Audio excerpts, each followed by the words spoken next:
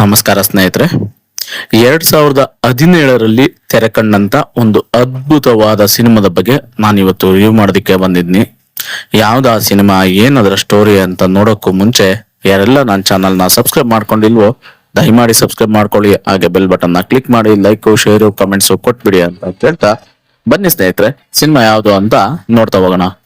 ಪುಷ್ಪಕ ವಿಮಾನ ಅಂತಕ್ಕಂಥ ಸಿನಿಮಾ 2017ರಲ್ಲಿ ತೆರೆ ಕಾಣುತ್ತೆ. ಈ ಸಿನಿಮಾದಲ್ಲಿ ಮಾಡದೇ ಇರ್ತಕ್ಕಂಥ ತಪ್ಪಿಗೆ ಬುದ್ಧಿಮಾಂದ್ಯ ಅಪ್ಪನಿಗೆ ಗಲ್ ಶಿಕ್ಷೆ ಆಗ್ಬಿಡುತ್ತೆ. ಸೊ ಸರ್ಕಾರಕ್ಕೆ ತನ್ನ ತಂದೆ ಏನೂ ತಪ್ಪು ಮಾಡಿಲ್ಲ ಅಂತ ತೋರ್ಸೋದಿಕ್ಕೋಸ್ಕರ ಮಗಳು ಹೋರಾಟನ ಮಾಡ್ತಾಳೆ. ಈ ಸಮಾಜಕ್ಕೆ ನನ್ನ ತಂದೆ ಯಾವುದೇ ರೀತಿ ತಪ್ಪು ಮಾಡಿಲ್ಲ ಅಂತ ಈ ಸಮಾಜಕ್ಕೆ ತೋರ್ಸೋದು ಅವಳ ಉದ್ದೇಶ ಆಗಿರುತ್ತೆ. ಸೊ ಇದಾದ್ಮೇಲೆ ಹಿಂದೆ ಯಾವಾಗ್ಲೂ ಗಲ್ಲು ಶಿಕ್ಷೆಗೆ ಗುರಿಯಾದ ಕೇಸನ್ನ ಒಬ್ಬ ಹೆಣ್ಣು ಮಗಳು ಪುನಃ ಕೋರ್ಟ್ಗೆ ತಂದು ವಾದ ಮಾಡ್ತಾಳೆ. ಒಬ್ಬ ಬುದ್ಧಿಮಾಂದ್ಯ ವ್ಯಕ್ತಿ ಈ ಸಿನಿಮಾ ನಾಯಕ ಆಗಿರ್ತಾನೆ, ಅವರೇ ರಮೇಶ್ ಅರವಿಂದ್. ಅವನಿಗೆ ಒಬ್ಬ ಪುಟ್ಟ ಮಗಳು ಇರ್ತಾಳೆ. ಸೊ ಇವರಿಬ್ಬರ ಪೇರ್ ಹೆಂಗಿದೆ ಅಂದ್ರೆ ಸಖತ್ತಾಗಿದೆ ಅಂತ ಹೇಳ್ಬೋದು. ಸೊ ಅವರಿಬ್ಬರಿಗೂ ಆಕಾಶದಲ್ಲಿ ಹಾರ್ತಕ್ಕಂಥ ವಿಮಾನ ನೋಡಿ ಖುಷಿ ಪಡುವಂತ ಮುಗ್ಧ ಜೀವಗಳು ಅವರಿಬ್ರು ಅಂತ ಹೇಳಿದ್ರೆ ತಪ್ಪಾಗಲಾರದು. ಇವರು ಒಂದಿನ ಅಂಗಡಿಯಲ್ಲಿ ಒಂದು ಪುಟ್ಟ ಆಟಿಕೆ ವಿಮಾನನ ಕೊಂಡ್ಕೊಳ್ಬೇಕು ಎಂಬುದು ಇವರಿಬ್ಬರ ಆಸೆ ಆಗಿರುತ್ತೆ. ಆ ವಿಮಾನನ ಖರೀದಿಸೋದಕ್ಕೆ ಅಂತ ಆಟಿಕೆ ಅಂಗಡಿಗೆ ಹೋಗ್ತವೆ. ಆಗ ಆ ದಿನವೇ ಇನ್ನೊಬ್ಬ ತಂದೆ ಮಗಳು ಆ ವಿಮಾನನ ಖರೀದಿ ಮಾಡ್ಬಿಟ್ಟಿರ್ತಾರೆ. ಆಗ ರಮೇಶ್ ಅರವಿಂದ್ ಅವರು ಆ ವಿಮಾನ ನನ್ನ ಮಗಳಿಗೆ ಬೇಕು ಅಂತ ತುಂಬಾನೇ ಹಠ ಮಾಡ್ತಾರೆ, ಜಗಳ ಮಾಡ್ತಾರೆ. ಹಾಗಾಗಿ ಇವರಿಬ್ಬರ ಮಧ್ಯೆ ಸ್ವಲ್ಪ ಜಗಳಗಳಾಗ್ತೈತೆ. ಅದಾದ್ಮೇಲೆ ನಿರಾಸೆಯಿಂದ ಮನೆಗ್ ಬರ್ತಾರೆ. ಮತ್ತೋಗಿ ರಮೇಶ್ ಮತ್ತೆ ಅವ್ರ ಕೆಲಸ ಮಾಮೂಲಿ ಶುರು ಮಾಡ್ತಾರೆ. ಸೊ ಆ ಪುಟ್ಟ ಸಂಸಾರದಲ್ಲಿ, ಮಗಳು ಮತ್ತೆ ತಂದೆ ಇರ್ತಕ್ಕಂಥ ಸಂಸಾರದಲ್ಲಿ ಒಂದು ಟಾಂಗಾ ಗಾಡಿ ಅಂದ್ರೆ ಸೈಕಲ್ದು ಟಾಂಗಾ ಗಾಡಿ ತರ ಇರ್ತಕ್ಕಂಥದ್ದು ಓಡಿಸ್ಕೊಂಡು ಜೀವನ ನಡೆಸ್ತಾ ಇರ್ತಾರೆ. ಸೊ ಅವರು ಡಿಸಪಾಯಿಂಟ್ ಆಗಿ ನೆಕ್ಸ್ಟ್ ಡೇ ಕೂತಿರ್ಬೇಕಾದ್ರೆ ಫಸ್ಟ್ ವಿಮಾನನ ಖರೀದಿ ಮಾಡಿದ್ರಲ್ಲ ತಂದೆ ಮತ್ತು ಮಗಳು, ಆ ಮಗಳು ಸ್ಕೂಲ್ಗೆ ಹೋಗ್ಬೇಕಾದ್ರೆ ನೋಡ್ಬಿಟ್ಟು ಅಂಕಲ್ ನನ್ಗೆ ಇನ್ನೊಂದು ಅಂಗಡಿಯಲ್ಲಿ ವಿಮಾನ ಇರೋದ್ ಗೊತ್ತು, ಬನ್ನಿ ತೋರಿಸ್ತೀನಿ ಅಂತ ಅಲ್ಲಿಗೆ ಕರ್ಕೊಂಡು ಹೋಗ್ತಾಳೆ. ಸೊ ಕರ್ಕೊಂಡು ಹೋಗ್ಬೇಕಾದ್ರೆ ಆ ಹುಡ್ಗಿ ಪ್ರಜ್ಞೆ ತಪ್ಪಿ ಬಿದ್ದ್ಬಿಡ್ತಾಳೆ. ಅದನ್ನ ಕಂಡಂತ ನಾಯಕ ಆ ಮಗುವಿನ ಕೈ ಕಾಲನ್ನ ಸವರಿ ಬಾಯಿಗೆ ಉಸಿರು ಕೊಟ್ಟು ಕಾಪಾಡೋದಕ್ಕೆ ಮುಂದಾಗ್ತಾನೆ. ಅದನ್ನ ನೋಡಿದಂತ ಒಬ್ಬ ಅಜ್ಜಿ ಮಗುವನ್ನ ಅತ್ಯಾಚಾರ ಮಾಡ್ಬಿಟ್ಟಿದ್ದಾನೆ, ಕೊಲೆ ಮಾಡ್ಬಿಟ್ಟಿದ್ದಾನೆ ಅಂತ ಕೂಗ್ಕೊಂತಾಳೆ. ಅಲ್ಲಿಗ ಬಂದ ಪೊಲೀಸು ಅವನನ್ನ ಆರೋಪಿ ಅಂತ ತೀರ್ಮಾನ ಮಾಡಿ ಕರ್ಕೊಂಡೋಗಿ ಜೈಲಿಗೆ ಹಾಕ್ತಾರೆ. ಸೊ ಜೈಲು ಪಾಲಾದಂತ ನಾಯಕ ಸೊ ತುಂಬಾನೇ ಕಷ್ಟಪಡ್ತಾನೆ ಜೈಲಿನಲ್ಲಿ. ಆಮೇಲೆ ಅವನ್ ಸೆಲ್ನಲ್ಲಿ ಇರ್ತಕ್ಕಂಥವ್ರು ಸ್ವಲ್ಪ ಇವನ್ ಬಗ್ಗೆ ತಿಳ್ಕೊಂಡ್ಮೇಲೆ ಸೊ ಒಳ್ಳೆ ಸ್ನೇಹಿತರಾಗ್ತಾರೆ. ಆಮೇಲೆ ಆ ಸೆಲ್ ಒಳಗಡೆ ತನ್ನ ಮಗಳು ಅಂದ್ರೆ ರಮೇಶ್ ಅರವಿಂದ್ ಅವರ ಮಗಳು ಬಂದು ಹೋಗೋದಕ್ಕೆ ಶುರು ಮಾಡ್ತಾರೆ. ಅದಕ್ಕೆ ಅವನ ಜೊತೆ ಇರ್ತಕ್ಕಂಥ ಸ್ನೇಹಿತರೆಲ್ಲ ಸಹಾಯನ ಮಾಡ್ತಾರೆ. ಸೊ ಅಲ್ಲಿಂದ ಶುರು ಆಗುತ್ತೆ ಗುರು ಜೈಲಿನ ಸ್ಟೋರಿ. ಆ ಜೈಲಲ್ಲಿ ಏನೂ ತಪ್ಪು ಮಾಡ್ತಾ ಇರ್ತಕ್ಕಂಥ ರಮೇಶ್ ಅರವಿಂದ್ ತುಂಬಾನೇ ಕಷ್ಟ ಪಡ್ತಾ ಇರ್ತಾನೆ. ಆದ್ರೆ ಮಗಳು ನೋಡ್ಬೇಕು ಅನ್ನೋ ಆಸೆ ಇರುತ್ತೆ. ಸೊ ಮಗಳು ಬಂದು ಹೋಗೋದಕ್ಕೆ ಶುರು ಮಾಡ್ತಾಳೆ, ಜೈಲೊಳಗಡೆ ಇರೋದಕ್ಕೆ ಶುರು ಮಾಡ್ತಾಳೆ. ಸೊ ಇದು ಆದ್ಮೇಲೆ ಇದು ಗೊತ್ತಾಗುತ್ತೆ ರವಿ ಕಾಳೆ ಇನ್ಸ್ಪೆಕ್ಟರ್ ಜೈಲರ್ ಅವ್ರಿಗೆ. ಸೊ ಗೊತ್ತಾದಾಗ ರಮೇಶ್ ಅರವಿಂದ್ ಹೊಡಿತಾರೆ. ಆಮೇಲೆ ಅವನ ಬಗ್ಗೆ ಕ್ಲೀನ್ ಆಗಿ ತಿಳ್ಕೊಂಡ್ಮೇಲೆ ಸೊ ಅವರೇ ರಮೇಶ್ ಅರವಿಂದ್ ಅವರ ಮಗಳನ್ನ ಜೈಲಿಗೆ ಬರೋದಕ್ಕೆ ಪರ್ಮಿಷನ್ ಕೊಡ್ತಾರೆ. ಜೊತೆಗೆ ಆ ಮಗುನ ಅವರೇ ಕೂಡ ಸಾಕ್ತಾರೆ. ಯಾರು ರವಿ ಕಾಳೆ ಅವರು ಜೈಲರ್ ಆಗಿದ್ದವರು ಅವರೇ ಸಾಕೊಂಡು ಸೊ ಮಗಳನ್ನ ಬರೋದಕ್ಕೆ ಪರ್ಮಿಷನ್ ಕೂಡ ಕೊಡ್ತಾರೆ. ತುಂಬಾ ಚೆನ್ನಾಗಿದೆ ಸಿನಿಮಾ. ಸೊ ಈ ಸಿನಿಮಾ ಎಷ್ಟು ಚೆನ್ನಾಗಿದೆ ಅಂದ್ರೆ ಜೈಲಲ್ಲಿ ನಿಜಕ್ಕೂ ಒಳ್ಳೊಳ್ಳೆ ಕಾಮಿಡಿ ಇದೆ, ಒಳ್ಳೊಳ್ಳೆ ಸಖತ್ತಾಗಿರ್ತಕ್ಕಂಥ ಸೀನ್ಗಳಿದೆ.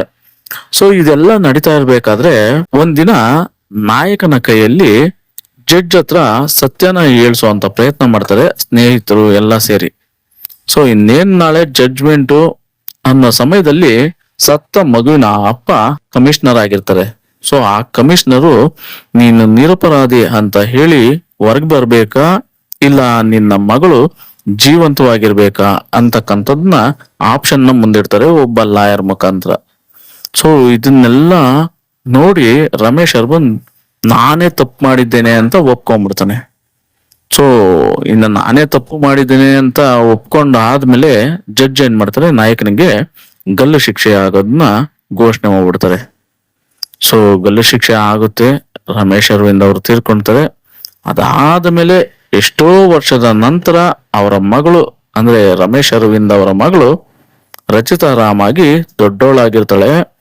ಸೊ ಅವಳು ಈ ಕೇಸನ್ನ ಮತ್ತೆ ರೀಓಪನ್ ಮಾಡಿಸಿ ಅವರಪ್ಪ ಏನು ತಪ್ಪು ಮಾಡಿಲ್ಲ ಅಂತ ನಿರೂಪಿಸುವ ಮೂಲಕ ಸಿನಿಮಾ ಮುಕ್ತಾಯ ಆಗುತ್ತೆ. ಗುರು, ಈ ಸಿನಿಮಾ ಎಷ್ಟು ಅದ್ಭುತವಾಗಿ ಕಟ್ಕೊಟ್ಟಿದ್ದಾರೆ ಅಂದ್ರೆ ನಿರ್ದೇಶಕರು, ತುಂಬಾನೇ ಚೆನ್ನಾಗಿದೆ ಸಿನಿಮಾ. ನಾನು ಈ ಸಿನಿಮಾನ ನೋಡ್ಬೇಕಾದ್ರೆ ತಂದೆ ಮಗಳ ಬಾಂಡಿಂಗು ಯಾವ ಮಟ್ಟಕ್ಕಿದೆ, ಹಾಗೆ ಮಿಡ್ಲ್ ಕ್ಲಾಸ್ ಫ್ಯಾಮಿಲಿ ಏನೂ ಗತಿ ಇಲ್ಲ ಅಂದ್ರೂ ಇವ್ರ ಹತ್ರ ಒಂದು ದೊಡ್ಡದಾದ ಪ್ರೀತಿ ಮತ್ತೆ ನಂಬಿಕೆ ಸತ್ಯ ಇದೆ ಅನ್ನೋದನ್ನ ಈ ಸಿನಿಮಾದಲ್ಲಿ ನೀವು ನೋಡ್ಬೋದು. ಒಬ್ಬ ಬುದ್ಧಿಮಾಂದ್ಯ ಆಗಿರ್ತಕ್ಕಂಥ ತನ್ನ ತಂದೆ ಮಗಳನ್ನ ಎಷ್ಟು ಚೆನ್ನಾಗಿ ನೋಡ್ಕೊಂತಾನೆ, ಆ ಮಗಳ ಜೊತೆ ಎಷ್ಟು ಚೆನ್ನಾಗಿರ್ತಾನೆ ಅನ್ನೋದನ್ನ ಈ ಸಿನಿಮಾ ನೋಡಿದ್ರೆ ನಿಮಗೆ ಗೊತ್ತಾಗುತ್ತೆ ಗುರು. ಹಾಗೆ ಒಬ್ಬ ಮಗಳಿಗೆ ತಂದೆನೇ ಸರ್ವಸ್ವ, ತಂದೆನೇ ರೋಲ್ ಮಾಡೆಲ್, ತಂದೆನೇ ಹೀರೋ ಅನ್ನೋದನ್ನ ಈ ಸಿನಿಮಾ ನೋಡಿದ್ರೆ ನಿಮಗೆ ಗೊತ್ತಾಗುತ್ತೆ. ಸೊ ಪುಷ್ಪಕ್ ವಿಮಾನ ಅಂತಕ್ಕಂಥ ಸಿನಿಮಾ 2017ರಲ್ಲಿ ರಿಲೀಸ್ ಆಗಿ ತೆರೆ ಕಾಣುತ್ತೆ. ಸೊ ತುಂಬಾನೇ ಅದ್ಭುತವಾದ ಮೂವಿ. ನಾನು ಇತ್ತೀಚೆಗೆ ನೋಡಿದ್ಮೇಲೆ ನಾನು ಈ ಸಿನಿಮಾನ ರಿವ್ಯೂ ಮಾಡ್ಬೇಕು ಅಂತ ನನಗೆ ಅನ್ಸ್ಬಿಡ್ತು ಗುರು. ಯಾಕಂದ್ರೆ ಈ ತರ ಕಥೆಗಳು ಸಿಗೋದೇ ಅಪರೂಪ, ಆದ್ರೆ ಇಲ್ಲಿ ಸಿಕ್ಕಿದೆ ಅಂದ್ರೆ ರಿವ್ಯೂ ಮಾಡದೆ ಹೇಗಿರಕ್ ಸಾಧ್ಯ? ಹಾಗಾಗಿ ಇಂಥ ಒಂದು ಅದ್ಭುತ ಕಥೆನ ರಿವ್ಯೂ ಮಾಡೋದಕ್ಕೆ ನನಗೆ ಚಾನ್ಸ್ ಕೊಟ್ಟಿದ್ದೀರಾ. ಹಾಗೆ ನನ್ನ ವಿಡಿಯೋನ ಯಾರೆಲ್ಲ ಸಬ್ಸ್ಕ್ರೈಬ್ ಮಾಡ್ಕೊಳ್ಳದೆ ನೋಡ್ತಾ ಇದ್ರು, ದಯಮಾಡಿ ಸಬ್ಸ್ಕ್ರೈಬ್ ಮಾಡ್ಕೊಳ್ಳಿ, ಬೆಲ್ ಬಟನ್ ನ ಕ್ಲಿಕ್ ಮಾಡಿ, ಲೈಕು ಶೇರು ಕಮೆಂಟ್ಸ್ ಕೊಟ್ಬಿಡಿ.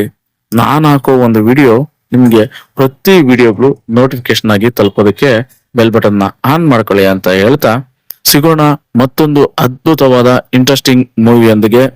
ಧನ್ಯವಾದಗಳು, ಶುಭ ದಿನ ಗುರು. ಹಾ ಒಂದ್ ಹೇಳದ್ ಮತ್ತೆ ಈ ಸಿನಿಮಾನ ನೀವು ನೋಡ್ಬೇಕಂದ್ರೆ ತುಂಬಾ ಕಡೆ ಸಿಗ್ತಾ ಇದೆ. ಸೊ ನೀವು ನೋಡ್ಬೋದು. ಹಾಗೆ ಈ ಸಿನಿಮಾನ ನೋಡ್ಬೇಕಾದ್ರೆ ಒಬ್ರೆ ಏಕಾಂತವಾಗಿ ಈ ಸಿನಿಮಾನ ನೋಡಿದ್ರೆ ನಿಮ್ಗೆ ಸಖತ್ತಾಗಿ ಅರ್ಥ ಆಗುತ್ತೆ, ಮನ್ಸಿಗೆ ನಾಟುತ್ತೆ ಈ ಸಿನಿಮಾ ಅಂತ ಹೇಳ್ಬೋದು. ಯಾಕಂದ್ರೆ ಅಷ್ಟೊಂದು ಅದ್ಭುತವಾದ ಹಾರ್ಟ್ ಟಚಿಂಗ್ ಮೂವಿ. ಇದರಲ್ಲಿ ಕಾಣಿಸ್ಕೊಂಡಿರ್ತಕ್ಕಂಥ ಮಗಳ ಪಾತ್ರದಲ್ಲಿ ಆ ಪುಟ್ಟ ಹುಡುಗಿ, ಅವಳ ನಟನೆ ತುಂಬಾನೇ ಹೈಲೈಟ್, ತುಂಬಾ ಚೆನ್ನಾಗಿದೆ. ಇನ್ನ ರಮೇಶ್ ಅರವಿಂದ್ ಅವರು ಆ ಬುದ್ಧಿಮಾಂದ್ಯನ ಪಾತ್ರದಲ್ಲಿ ಎಕ್ಸ್ಟ್ರಾಡಿನರಿಯಾಗಿ ನಟನೆ ಮಾಡಿದ್ದಾರೆ ಅನ್ನೋದಕ್ಕೆ ಹೇಳೋದಕ್ಕೆ ಇಷ್ಟಪಡ್ತೀನಿ ಗುರು. ನಿಜಕ್ಕೂ ಎಕ್ಸ್ಟ್ರಾಡಿನರಿ ಆಕ್ಟಿಂಗ್ ಅವ್ರದ್ದು, ರಮೇಶ್ ಅರವಿಂದ್ ಅವ್ರದ್ದು. ಸೊ ಈ ಸ್ಟೋರಿನ ಮತ್ತೆ ಈ ಕಥೆನ ಎಣೆದಿರ್ತಕ್ಕಂಥ ಡೈರೆಕ್ಟರ್ಗೆ ಒಂದು ದೊಡ್ಡ ಸೈಲೆಂಟ್ ಅಂತ ಹೇಳೋದಕ್ಕೆ ಇಷ್ಟಪಡ್ತೀನಿ. ತುಂಬಾನೇ ಅದ್ಭುತವಾದ ಮೂವಿ. ರಚಿತಾ ರಾಮ್ ಅವರ ಕ್ಯಾರೆಕ್ಟರ್ ಚಿಕ್ಕದಾಗಿದ್ರು ಚೊಕ್ಕವಾಗಿ ಒಳ್ಳೆ ಅರ್ಥಗರ್ಭಿತವಾಗಿರ್ತಕ್ಕಂಥ ಕ್ಯಾರೆಕ್ಟರ್. ತುಂಬಾನೇ ಚೆನ್ನಾಗಿರ್ತಕ್ಕಂಥ ಸಿನಿಮಾ. ಯಾರು ಮಿಸ್ ಮಾಡ್ಕೊಬೇಡಿ, ಟ್ರೈ ಮಾಡಿ ನೋಡಿ. ಯಾಕಂದ್ರೆ ನನ್ಗಿಷ್ಟ ಆಗಿದೆ, ನಿಮ್ಗೆ ಇಷ್ಟ ಆಗುತ್ತೋ ಬಿಡುತ್ತೋ ನನಗೆ ಗೊತ್ತಿಲ್ಲ. ಆದ್ರೆ ನನ್ನ ವಿಡಿಯೋನ ಖಂಡಿತ ನೋಡ್ತಾ ಇರೋರು ಸಬ್ಸ್ಕ್ರೈಬ್ ಮಾಡ್ಕೊಳ್ದೆ ಇರಕ್ ಹೋಗ್ಬಿಡಿ. ಯಾಕಂದ್ರೆ ಸಬ್ಸ್ಕ್ರೈಬ್ ಮಾಡ್ಕೊಳ್ದೆ ಇದ್ರೆ ನಿಮ್ಗೆ ನಾನು ಹಾಕೋ ವಿಡಿಯೋಗಳೆಲ್ಲ ಮಿಸ್ ಆಗ್ಬಿಡುತ್ತೆ.